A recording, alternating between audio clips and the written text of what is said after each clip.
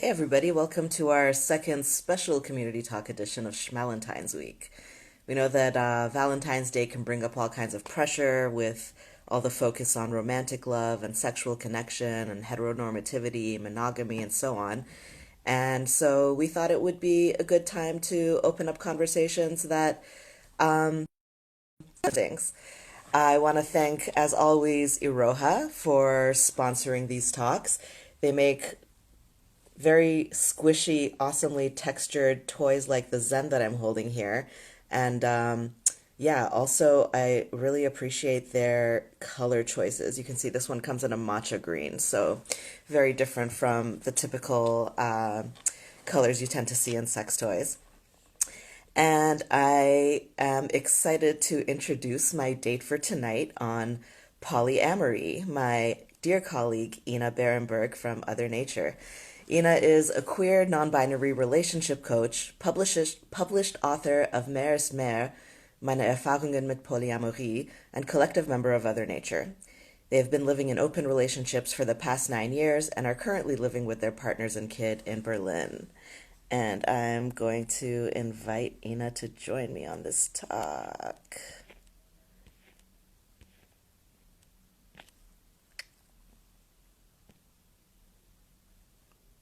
Oh,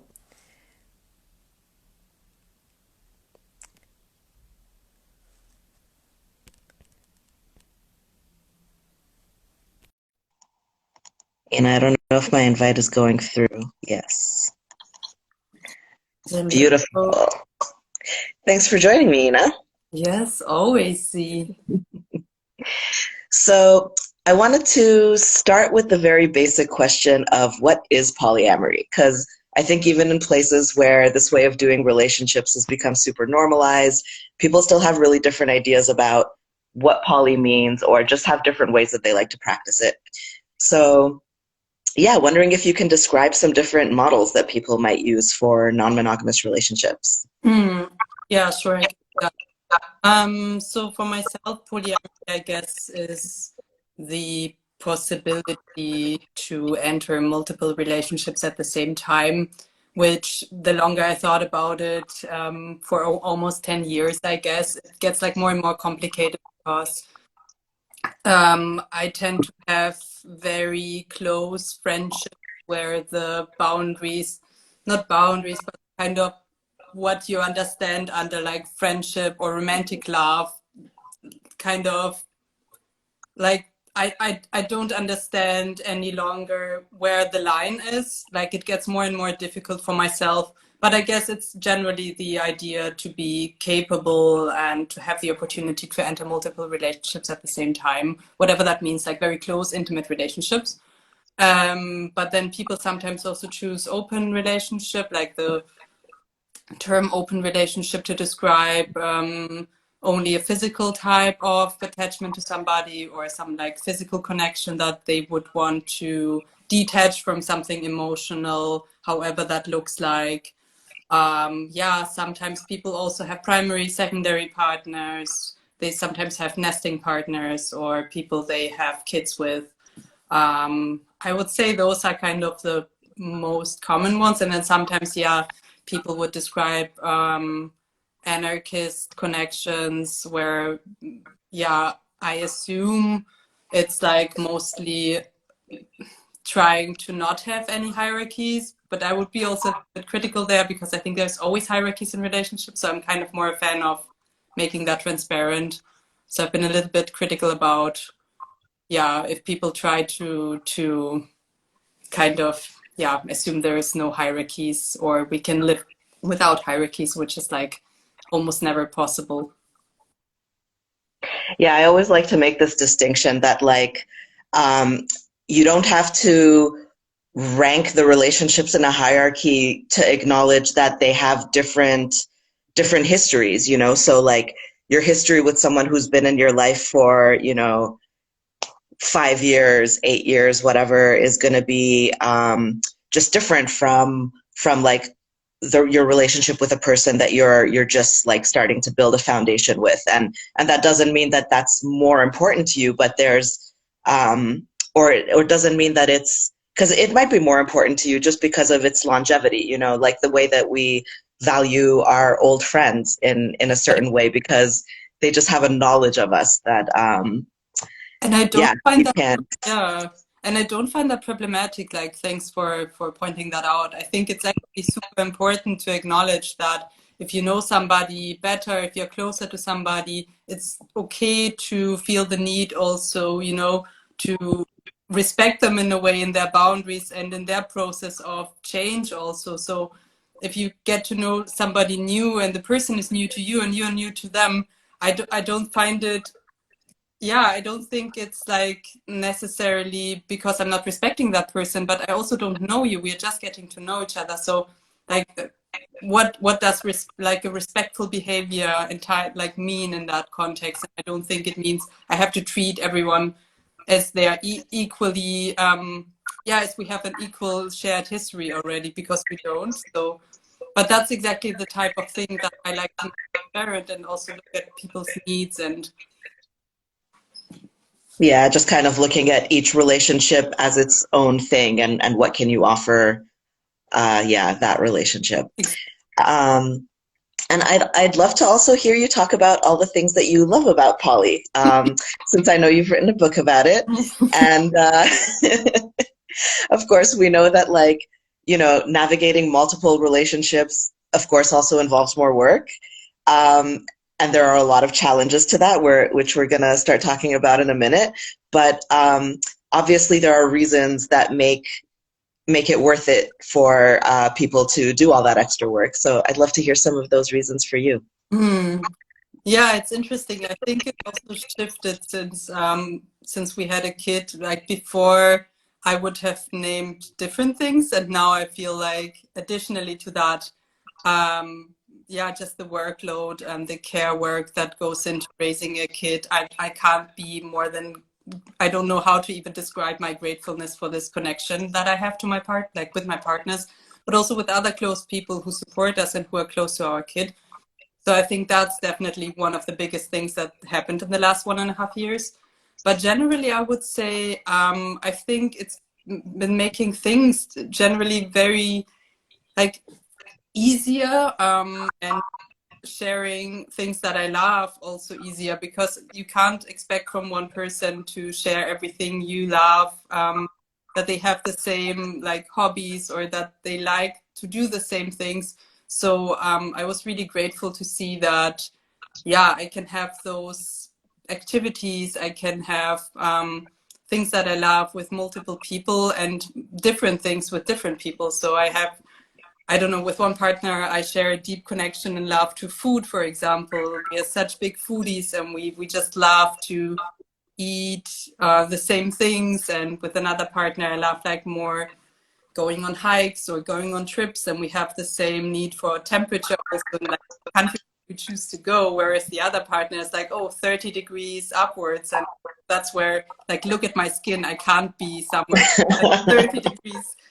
I'm basically burning. Yeah, so it's been really nice to know that, you know, I don't have to be that person who fulfills everyone's needs, and my partners be that. And yeah, also mental health wise, struggling.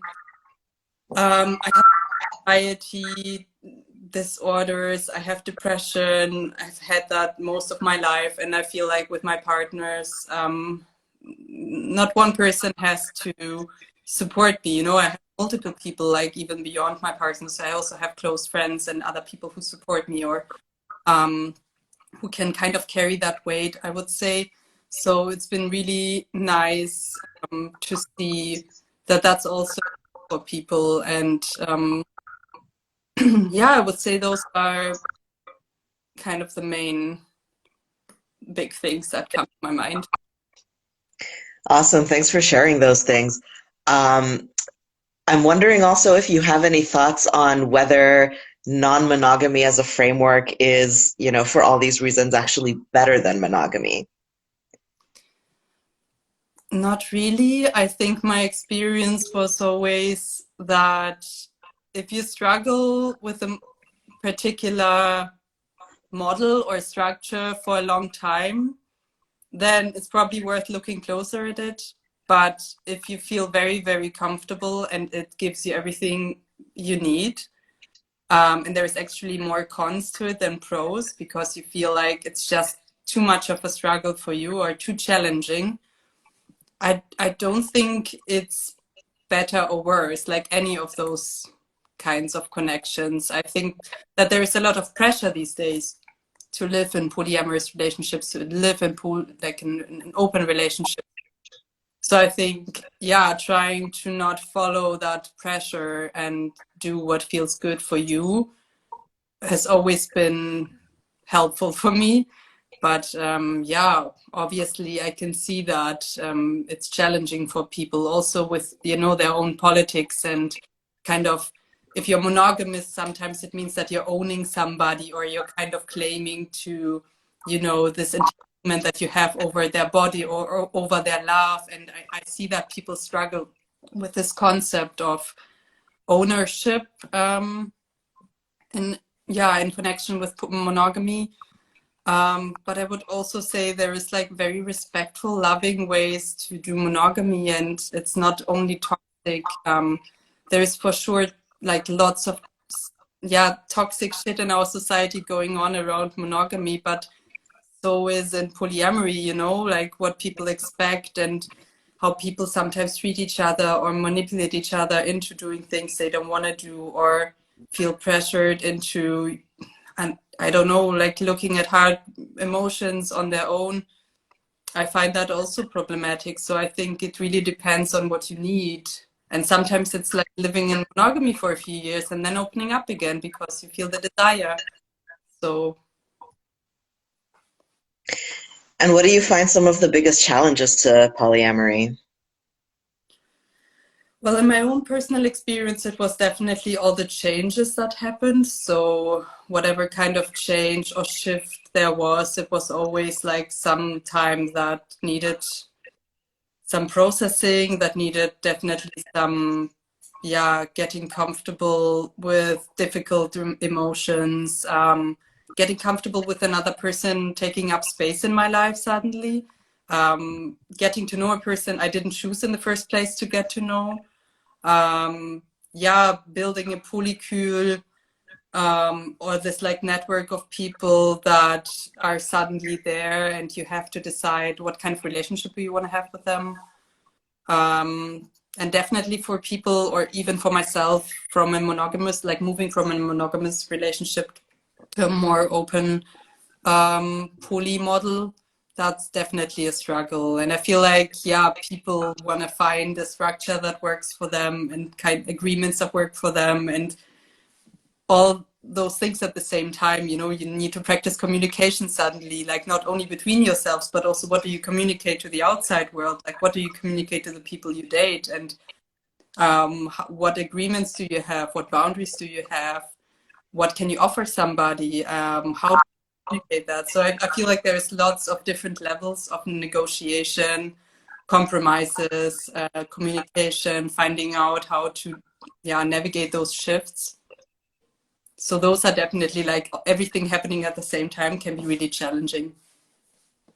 And I'm just wondering, because you talked specifically about some of the additional advantages of poly when there's a child in your life, and I'm wondering if there are some particular challenges also that come to having also a child in your life and doing polyamory.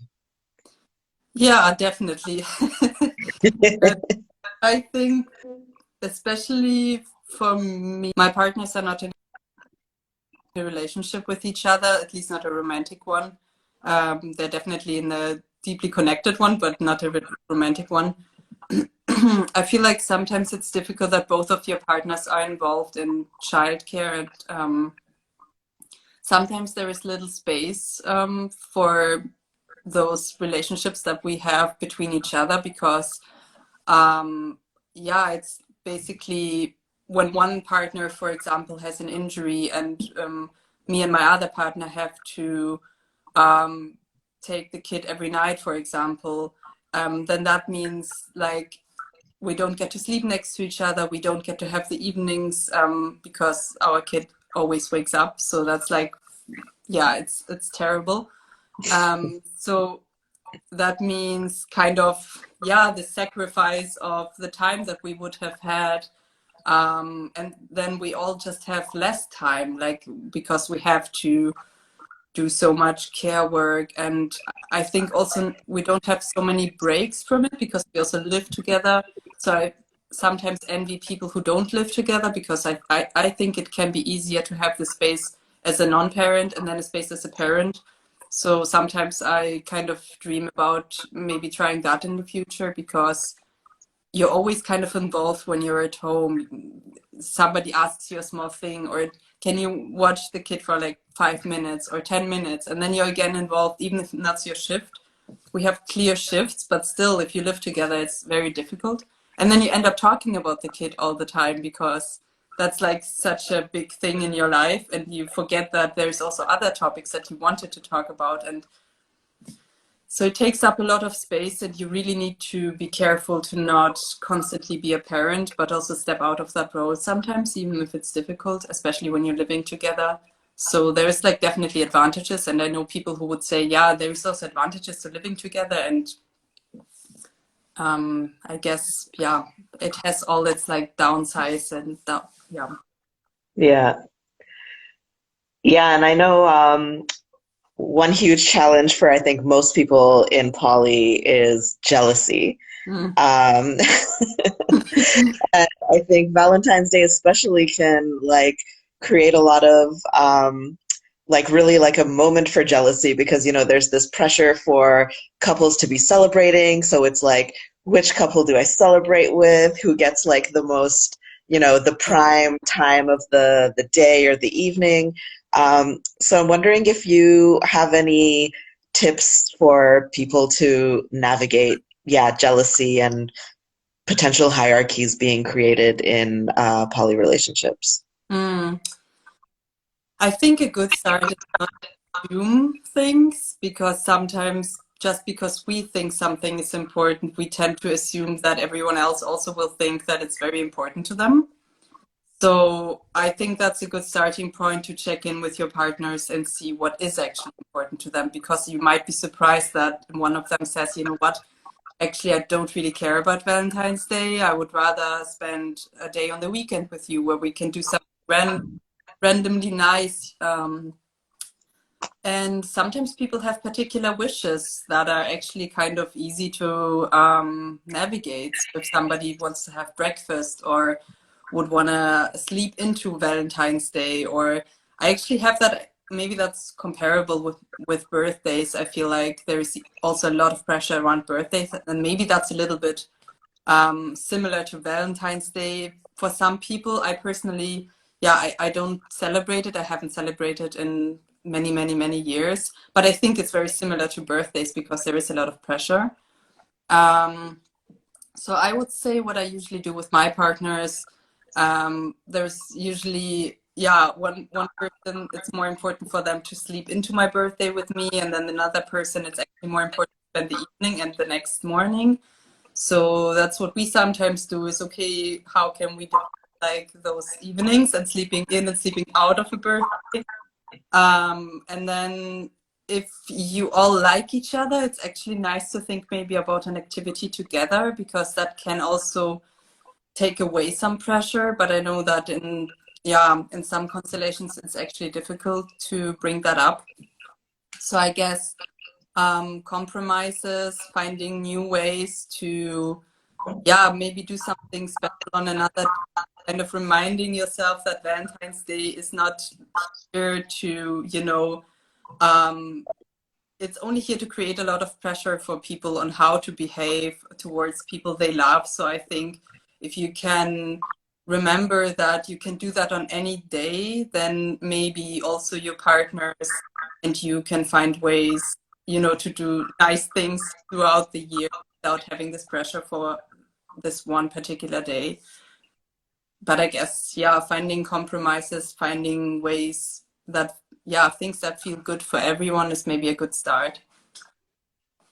Yeah, I also often find that when jealousy pops up, there's usually also at the base of it some kind of like insecurity, whether just like the person's feeling insecure in that moment, or there might be actually some other kind of like structural issue with you and your partner that that just kind of needs to be addressed.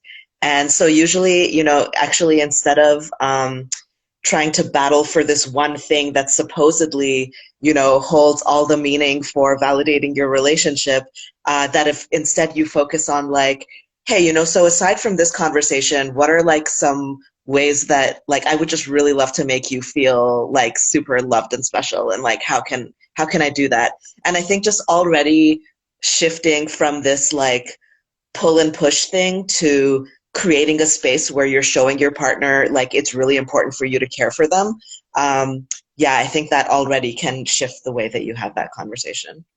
Yeah, totally. Yeah, yeah. Thanks. I didn't talk about jealousy at all.